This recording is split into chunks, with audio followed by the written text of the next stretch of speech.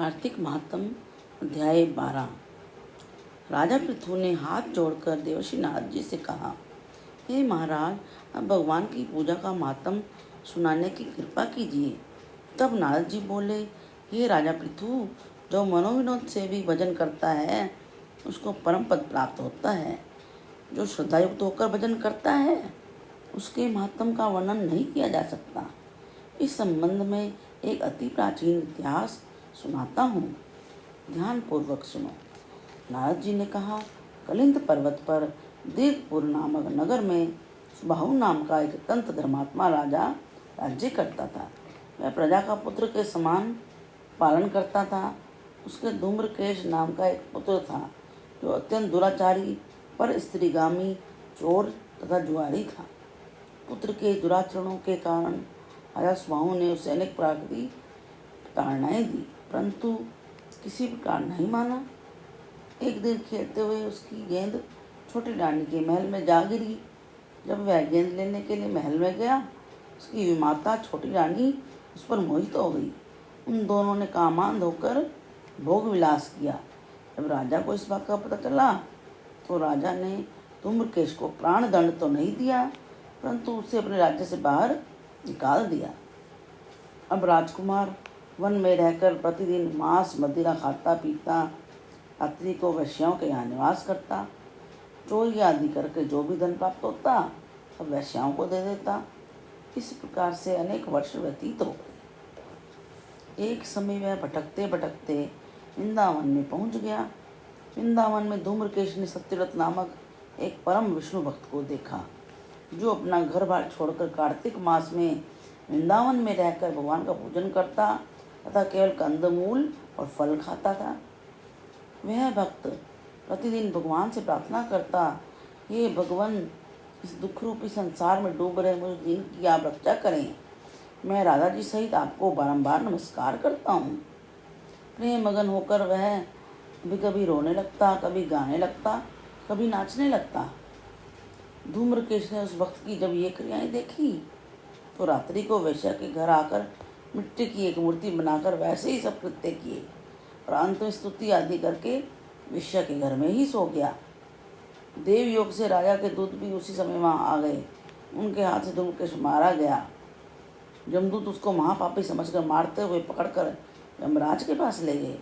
धूम्रकेश को देखते ही यमराज अपने सिंहासन से खड़े हो गए, पाद्य अर्घ आदि देकर उसका सत्कार किया। फिर अपने दूतों को फटकारते हुए कहा, तुमको धिक्कार है। जब हमने यह आज्ञा दी हुई है कि विष्णु भक्तों को यहाँ पर मत लाओ, कि धूम्रकेश को यहाँ पर क्यों लाए? उसने कार्तिक मास का व्रत वृंदावन धाम में चाहे हास्य में ही किया हो, फिर भी वह वैकुंठ में जाने का अधिकारी है। वैकुंठ में भेजने के पूर्व यमराज ने धूम्रकेतु को अपने निकट बिठाकर कहा, भगवान की भक्ति 9 प्रकार की है। उनकी कथा सुनने से राजा परीक्षित, कीर्तन करने से सुखदेव जी और स्मरण करने से प्रहलाद जी, पाद सेवा से लक्ष्मी माता, पूजा से पृथु, वंदना से अक्रूर, दास्य भाव से अर्जुन तथा आत्मनिवेदन से राजा बलि जिस प्रकार परम पद को प्राप्त हुए हैं, उसी प्रकार चाहे हास्य से ही तुमने भगवान की पूजा की है, मगर फिर भी तुम स्वर्ग के अधिकारी हो। यद्यपि अपने जीवन में किए गए पापों और दुष्कर्मों के कारण तुम घोर नरक के अधिकारी थे, परंतु तुमने कार्तिक मास में भगवान की पूजा की है, अतः अब निश्चय ही तुम्हें वैकुंठ प्राप्त होगा। कार्तिक मास में की गई भगवान की पूजा निरर्थक नहीं जाती है। जहाँ पर भगवान शालिग्राम है वहीं पर गंडकी नदी तथा अन्य तीर्थ हैं। धूम्रकेश को शास्त्रों का कुछ भी ज्ञान नहीं था, अतः उसने हाथ जोड़कर यमराज से पूछा, स्वामी, भगवान सब नदियों को छोड़कर गंडकी को कैसे प्राप्त हुए? कृपा करके मुझे बतलाइए। यमराज ने कहा, किसी समय वेदशिरा नामक ऋषि सब लोगों के हित की कामना से गंगा जी के तट पर तपस्या कर रहे थे। उनके इस घोर तप से भयभीत होकर इंद्र ने ऋषि की तपस्या भंग करने के लिए मंजुघोषा नाम की अप्सरा को भेजा। मंजुघोषा उस रमणीक स्थान में क्रीड़ा करती हुई अपने रूप और यौवन का प्रदर्शन करके हाव भाव दिखाने लगी। फिर उसी स्थिति में उसने मुनि के चरणों का स्पर्श किया तो उनके रोमांच खड़े हो गए।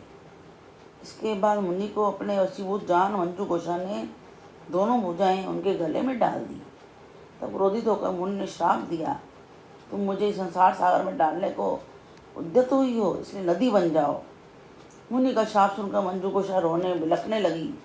उसने प्रार्थना की, हे मुनि, मैं श्राप के योग्य नहीं हूँ, आप मुझे क्षमा कीजिए। उसकी प्रार्थना से द्रवित होकर मुनि ने कहा कि जिस समय भगवान विष्णु वृंदा के श्रापवश शिला रूप होकर तुम में गंडकी में स्थित होंगे, तब तुम भगवान को धारण करने वाली होगी। इस प्रकार से मेरे द्वारा दिया गया श्राप भी तुम्हारे लिए वरदान से भी अधिक श्रेष्ठ होगा। अंत में यमराज ने कहा, राजकुमार, अब तुम विष्णु लोक को जाओ। तब धूम्रकेश सुंदर विमान में बैठकर वैकुंठ लोक को चला गया। उसे वहाँ हरिचरणों में स्थान मिल गया। वह सब धूम्रकेश द्वारा कार्तिक मास में मात्र एक दिन पूजा करने का परिणाम था। यह कहकर नारद जी ने अपनी वाणी को विराम दिया। इति कार्तिक मास महात्म अध्याय 12 समाप्तम।